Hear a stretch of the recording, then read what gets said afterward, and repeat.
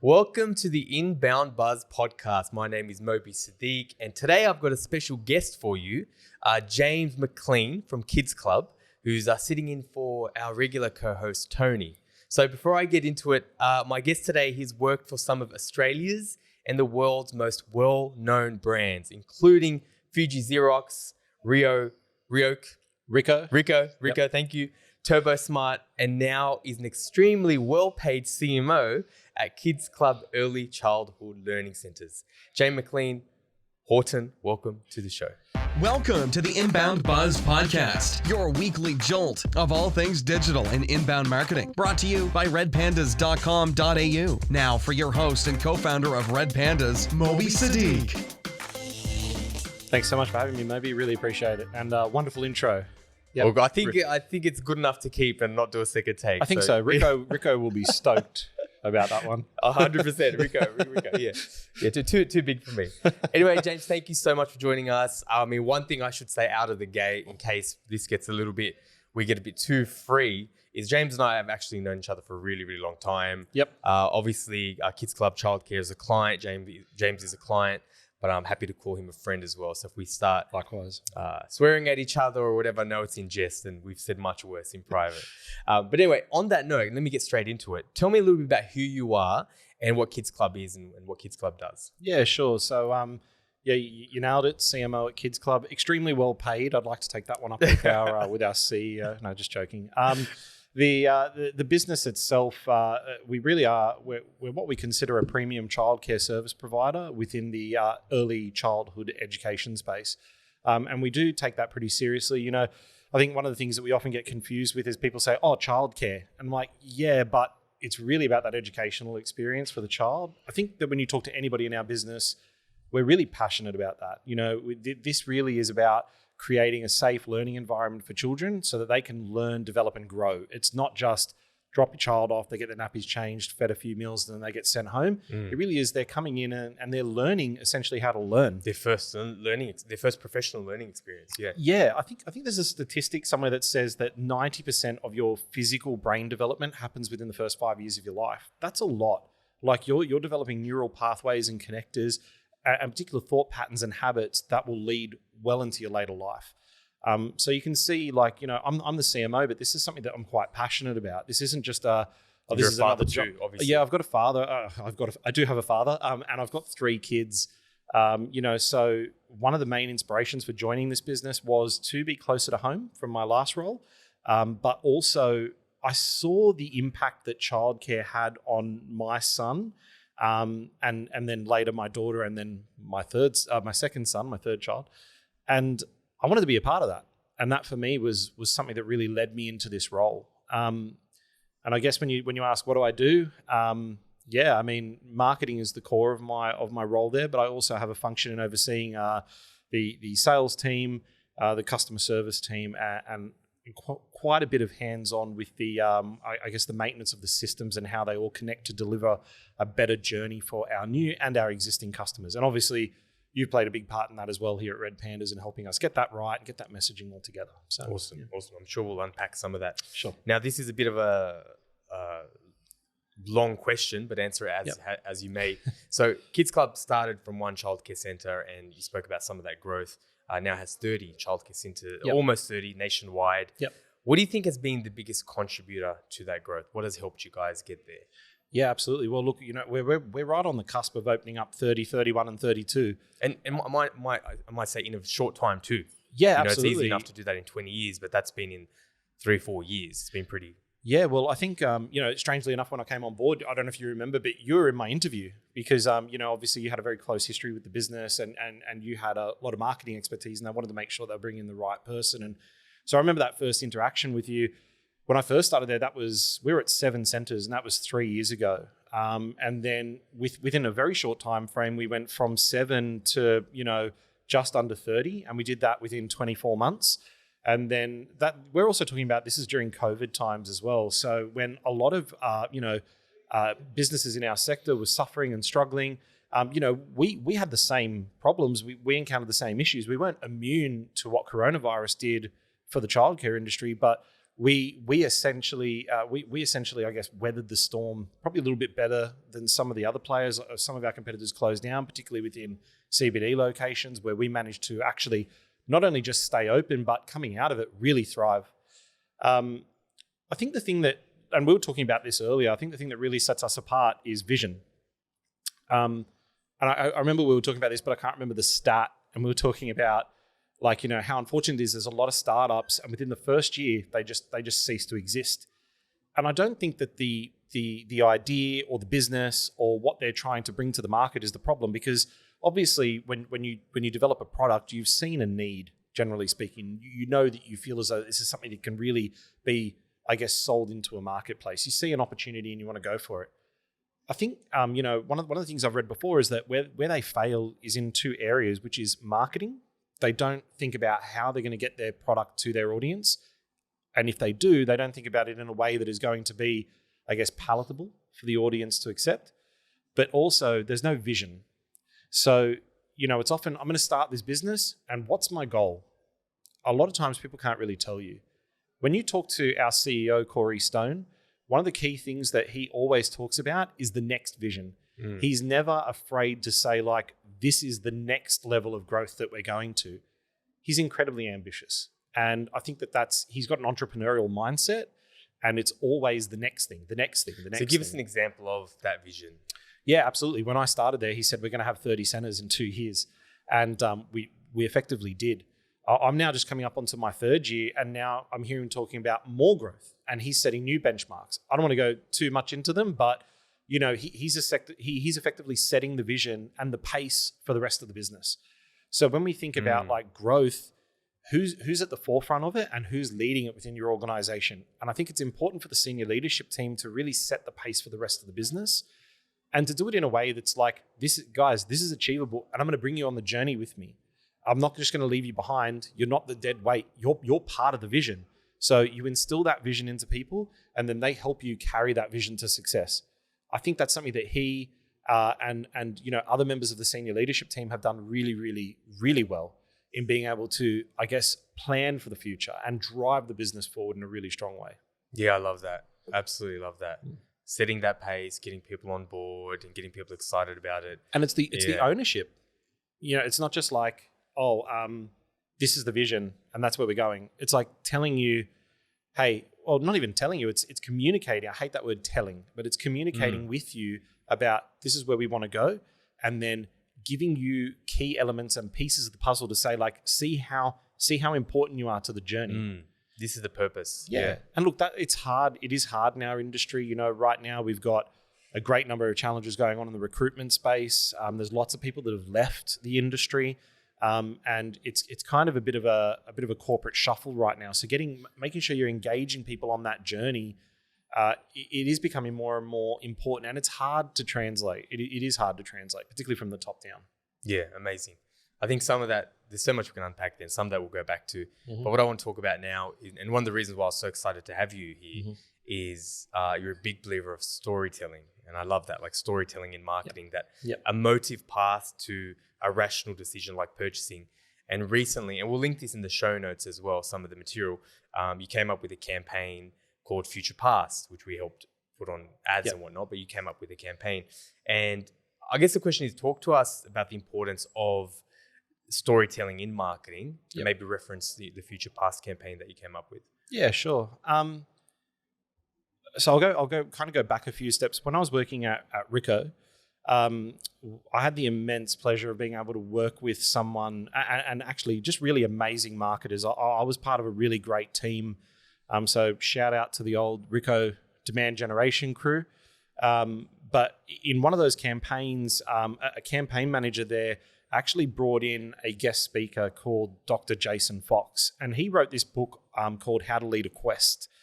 And I mean, not only is he a very enigmatic character and he's really exciting and engaging and he's the type of guy that will be in a suit and he's on a skateboard and he's cool and he's kind of got this hipster feel, really but but not in a way that you're like, oh, hipster. He's just very he's so engaging. He wrote this book and I think I'm really going to ruin or I guess bastardize what he was trying to say, but essentially he talked really about the power of storytelling and the fact that when you're taking people on a journey, leading them on that quest, when you get them on the vision, they're more engaged. And that for me resonated in a marketing message where I'm like, obviously emotion is a big seller, right? When we talk about, okay, it can either be very positive or very negative. Like, for example, I'm not my wife and I always joke about this. I'm not a huge fan of one of the large commercial food chains because it's all in red, and I don't like red. I don't necessarily hate their pricing because it's quite good, but I just don't like going there because I don't feel comfortable. Coles? I didn't want to say the name. Am I allowed to say the name? Who cares? What's Coles going to do? Sorry, Coles. Great prices. I love it. My local Coles. Obviously, James will not be working at Coles. Yeah, one of their team's amazing. The prices are great. But I'd never liked the color red. And like for me, sorry, red pandas. I was going to say. I know. I was like, bang, yeah, red panda.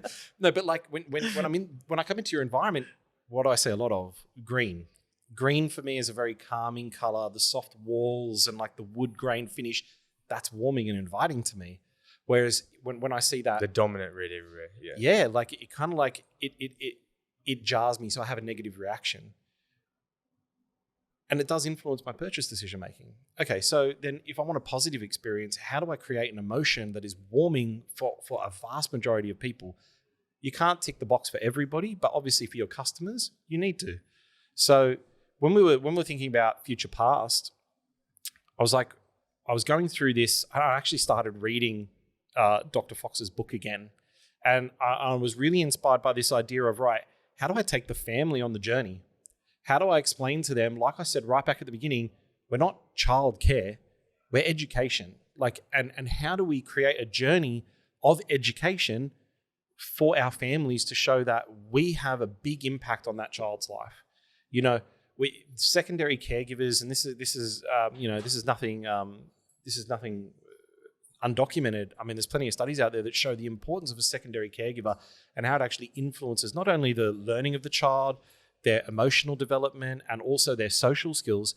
It has this massive impact on their later love of what they do in life. So what we're trying to do in this environment is create this love of learning. And if you've ever been to a kids club center, or if you've ever visited one of our websites, one of the things you'll notice is that we have pretty crazy playscapes. We've got half-cut Rolls Royces, we've got whole helicopters, and I don't mean like a half-cut wooden Rolls Royce. I mean, no. Our CEO goes out to an auction, buys a mint condition Rolls Royce, and will cut it in half to turn it into a playscape for a child.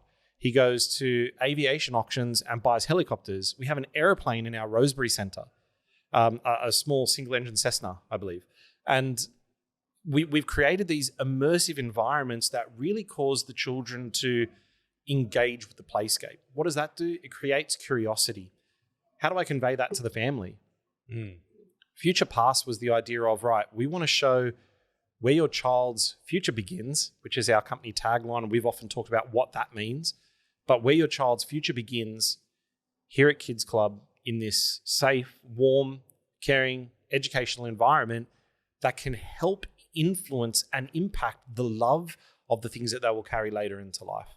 And so it is about creating that emotional connection for us. So really quickly, so obviously you have this problem, a challenge really, where you guys have these immersive experiences, you guys have Rolls Royces, life-size giraffes, all this type of stuff. So then the challenge you had was communicating that in a very quick 15, 30, 60 second.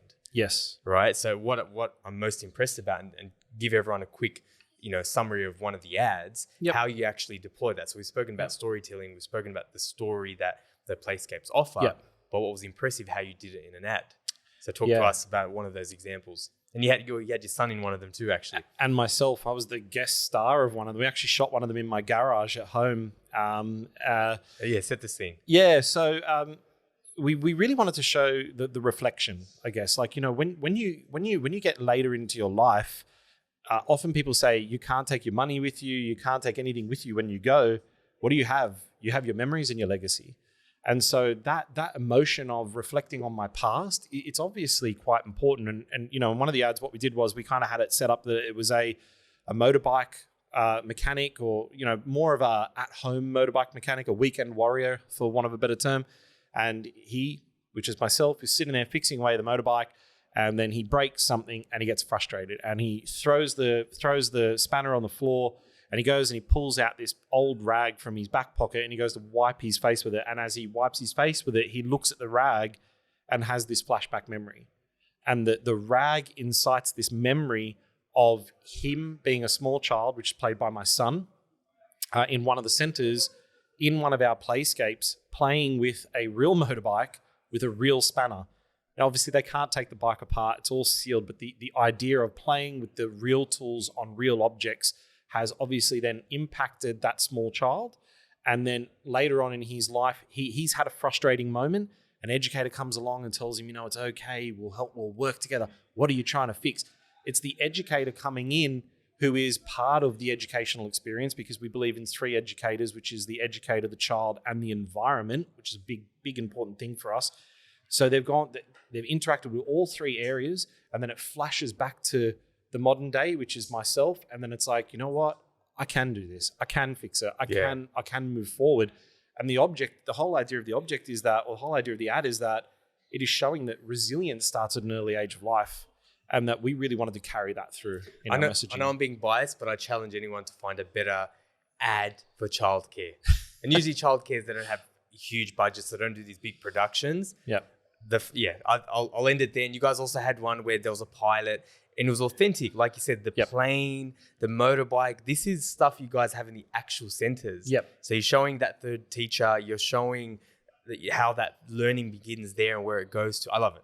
Yeah. Amazing stuff. And we'll link to it in the show notes. A lot of fun.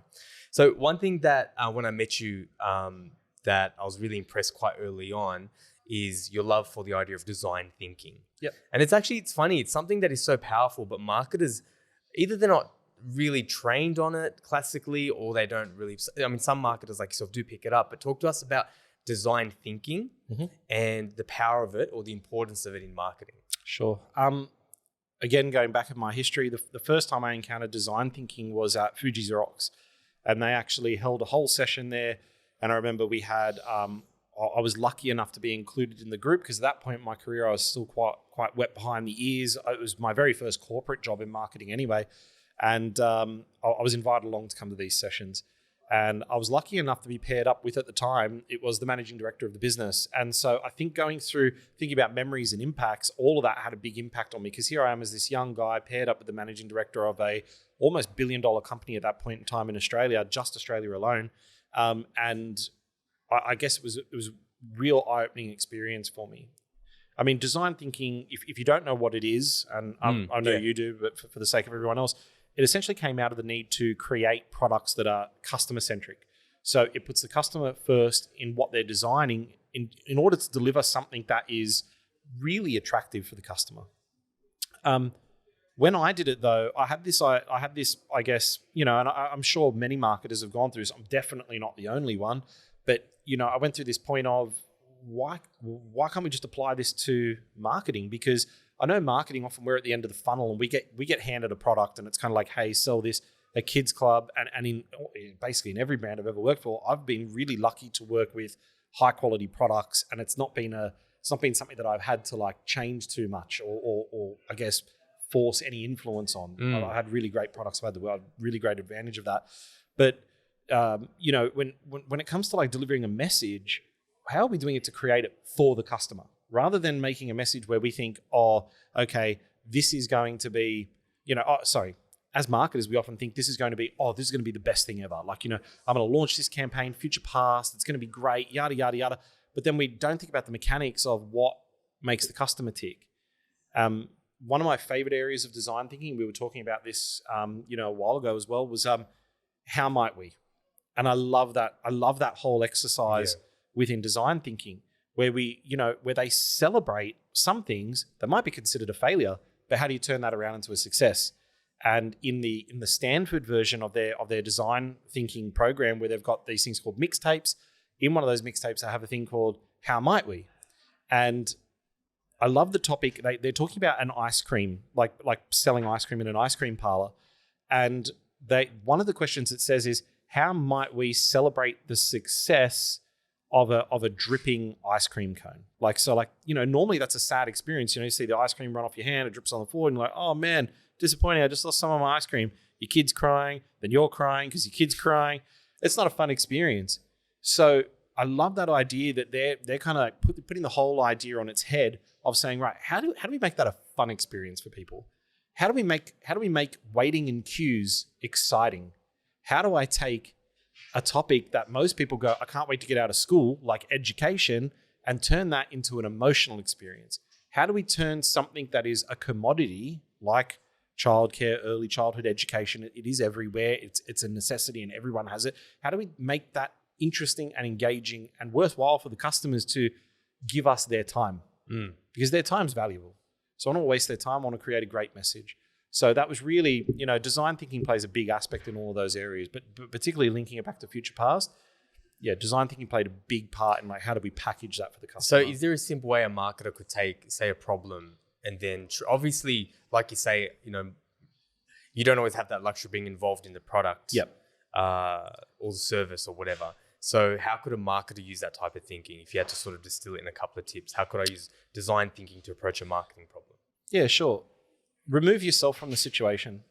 Like I was just literally having this conversation with a colleague today. We often we're often so close to the problem, we can't even see it. You need to take a step back and don't take it from your viewpoint. We really have to put on the customer's lens. And we have to not assume anything about the customer, but relearn the customer again. So spend your time, even if you think you know your customer, they've probably evolved. And by the time you figured out who your customer is, they've probably evolved again. So spend a lot of time really understanding, investigating, and working directly with your customer to find out exactly what they want. It's something that, and like we do it all the time. I fail to do it as often as I would like, and it is time consuming, but we do need to spend time putting the customer at the forefront. Once you put the customer at the forefront, you then have that time to go away and really digest on what they have. Involve other people, create ideation, which is one of my favorite things. Ideate, saturate, and group. That is like one of the key things for me that I love. The idea of just putting Post-it notes everywhere. You have lots of ideas.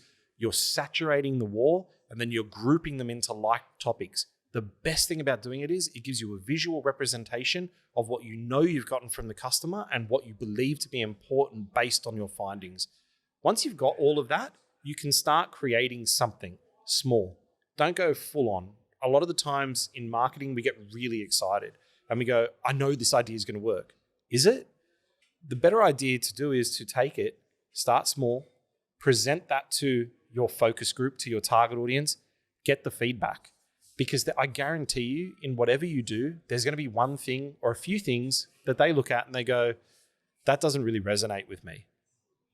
So you go back, you tweak, relaunch, test, see what the market says.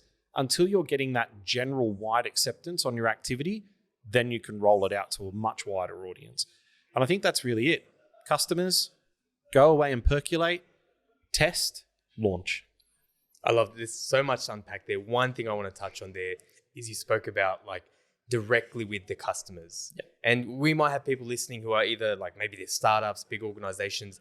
I don't think that point is lost. You can still talk to your customers. Like one thing that, and there's a lot of strategies out there. One thing you and I have spoken about is Adele Ravella, and she talks about buyer narratives, which is a framework for interviewing your customers. It doesn't matter what you use, but actually speaking to them. I think marketers, I have this real bugbear and pain point with persona documents. We're going to sit in our ivory towers, find a HubSpot, make my persona template. And, they're age 35 to 47 and they watch Days of Our Lives. Who gives a shit?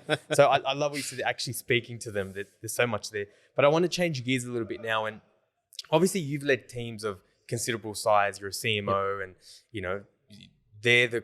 you're always going to have those type of roles when you're trying to attract talent, where you're trying to motivate people. So I guess the question is, and this might be for leaders as well as marketers themselves, in this day and age, how do you attract and also keep marketing talent? Because it's one of those industries where it's just a bit of a revolving door, especially right now after COVID. Yeah, absolutely. One of the things I think you said, and we've mentioned it a few times, and it hit the nail on the head, is I hear CMO and then I freak out. Like, I think you go back to that, what you were saying, you go back, ivory tower, that's the CMO, don't approach them. You want to attract people, be approachable. Don't lock yourself off. I get it. Like, you do have to sometimes close the door and get the work done. Deep You work. are going to be the person that's going to probably hang around and get stuff done in the afternoons, evenings, nights, early mornings. you are in that position because you're in that position of authority. You have not just the authority, but it's the responsibility. So when we're thinking about things like attracting the right people, I always go back to like, what was it that like attracted me to an organization? What was it that like made something appealing for me? And I think about like some of the great bosses I've had in the past, and like I could shout out so many people from. Can I shout out a few people? Like, 100%. Yeah, Ritesh Patak from Fuji Xerox. I think about Stuart Marnie from Turbo Smart. I think about Corey Stone from Kids Club.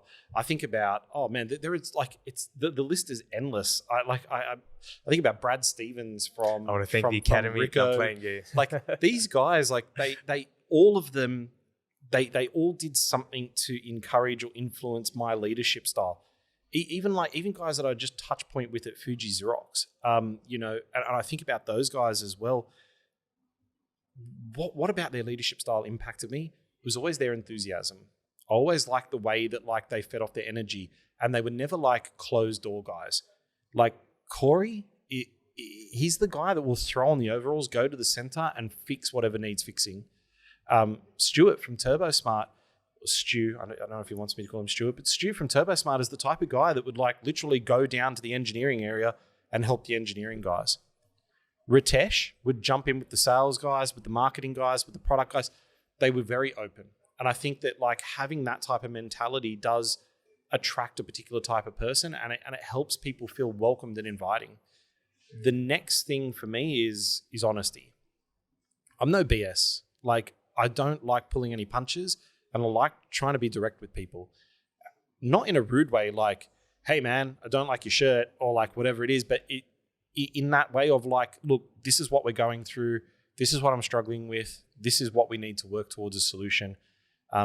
Vulnerability plays a big key, I think. I think the more leaders that step out of that safe space of being guarded and step more into a space of vulnerability, it creates a human element for them.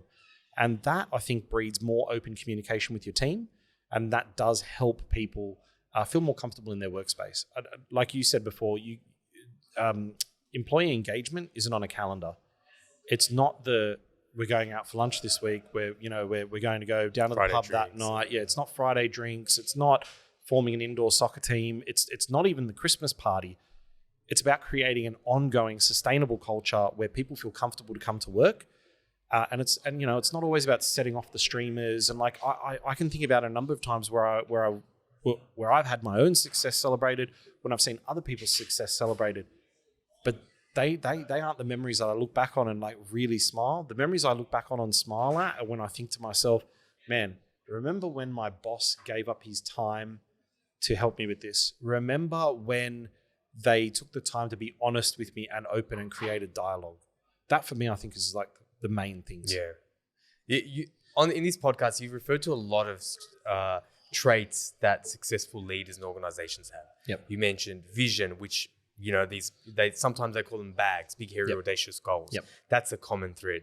You've spoken about some more common threads now, like, and I can't remember who might have been Uber or some other business where like the main guy is actually jumping on custom service calls. Yeah. Just like Corey's getting on the tools. And man, and at the time, like it's... Yeah, when you're living in it, you don't respect it.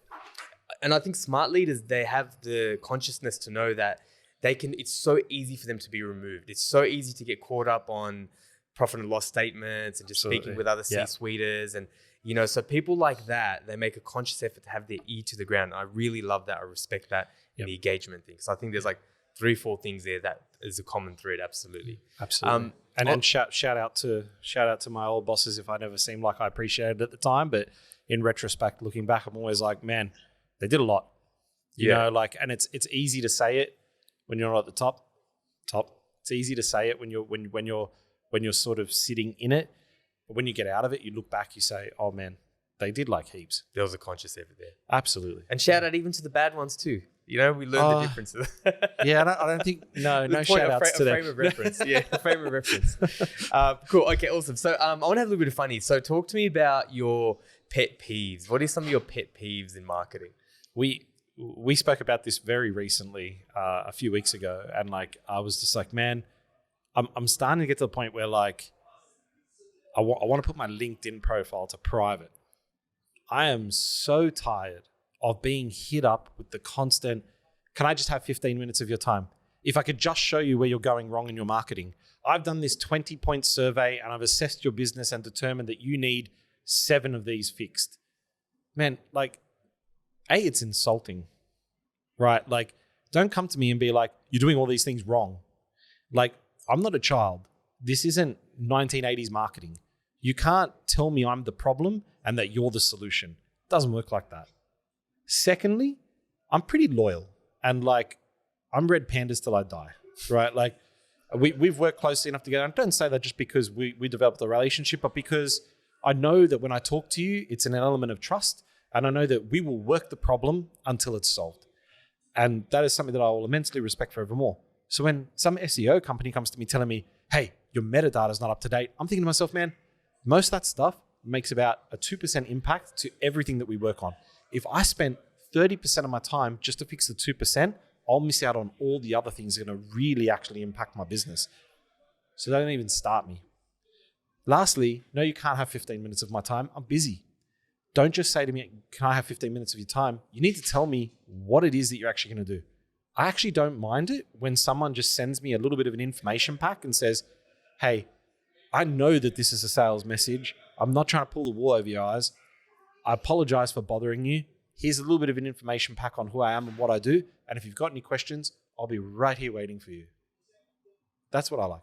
But this constant sales hit up, man. I think I put up a LinkedIn post recently. I'm like, man, LinkedIn salespeople, stop being so damn thirsty.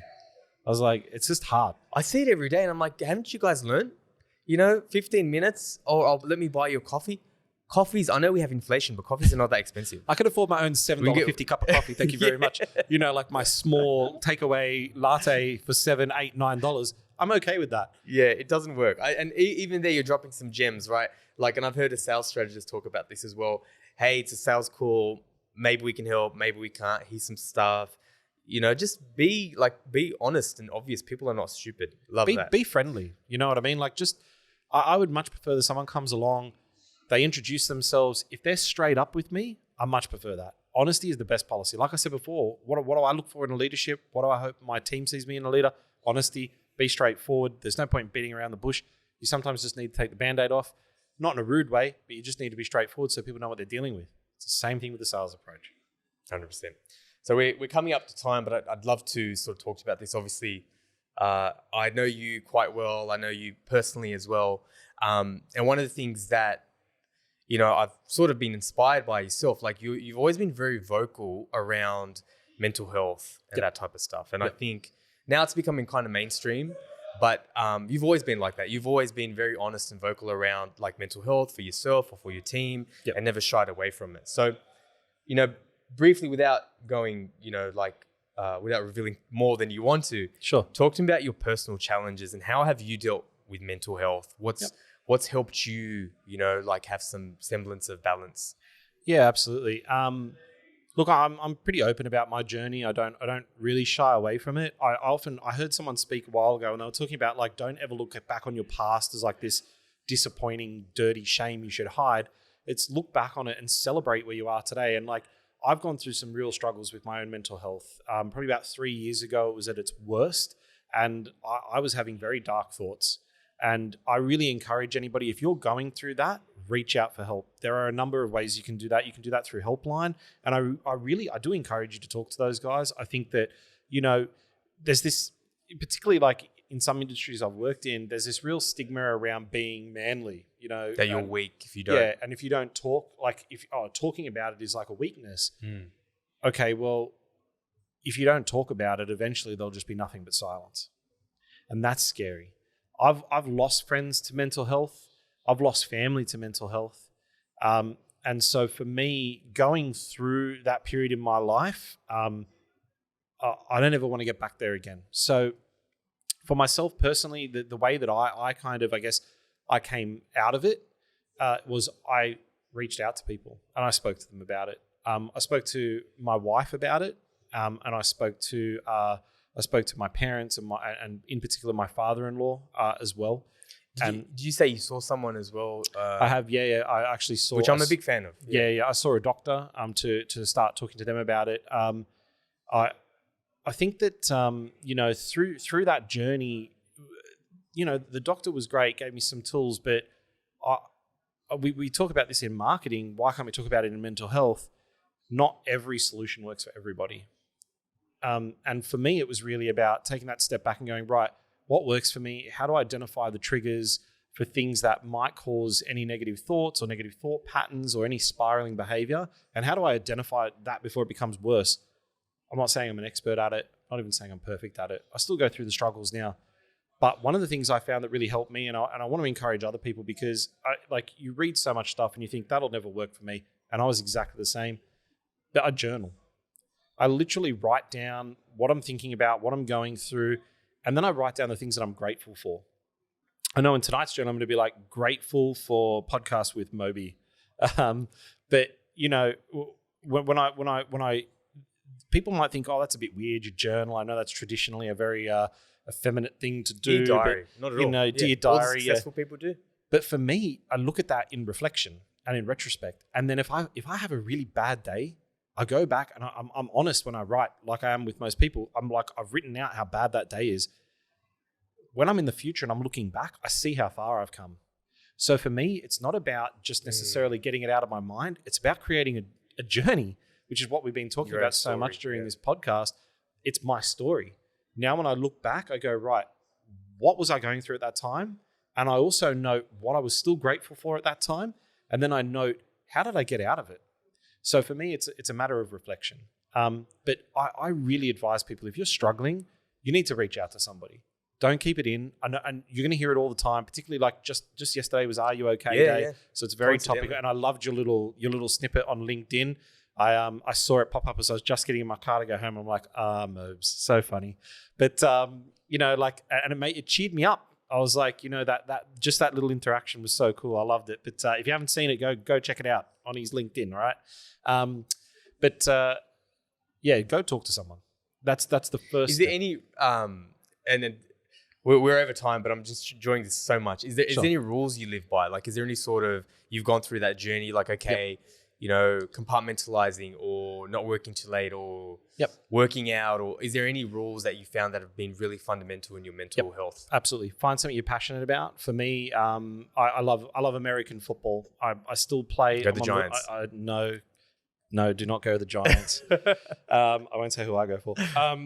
But I found something that I'm passionate about. It helps me focus. And for me, when I'm training with those guys and when I'm on the field playing, nothing else matters. Before that, it actually used to be motorbike riding. Although after having kids, I decided to do that a lot less. But getting out there and I guess being on the field, I can't focus on anything else other than that. So find something you're passionate about. It might be building a hobby car. It might be gardening. It might be walking the dog. It might just be reading books. Find something you're passionate about and engage yourself in that. It's something for yourself. Absolutely. Selfish is seen, especially like we're both dads. Yeah. But something for yourself. We're so there for other people. You're a CMO, you're there for your team, you're there for everyone, you're there for your parents, you're there for your kids, your wife, whatever. Yeah. But I like what you said, that it's something for yourself. Yeah. It's like I've thrown myself into it so much because I love it, but because also it's that thing that like at the end of the week, I get to look forward to. On a Saturday, I get to take the field with my brothers, and it really is a brotherhood, and I get to play against strong competition, and I get to test my mettle. Against these young bucks. Yeah, mate, against the young kids that are like, I've got one good knee and no back, but, it's still fun. I think that's probably one of the cores. And then the only other thing I'd say is when we were talking about vision before, it's important in your own life to not only set the vision for where you're going in your life and what it is that you want to achieve, but also to write out what makes you special. This whole thought, and I remember someone talking to me about it a long time ago, and they mentioned this positive reinforcement, like giving yourself positive reinforcement. And I was like, man, that's garbage. That's just real kooky and this, that, the next thing. But when you start to talk positively to yourself and you set a routine of doing that, it actually changes your mindset. And so that negative thinking that still creeps in, because we all have it. There's these things called intrusive thoughts, and we have them all the time.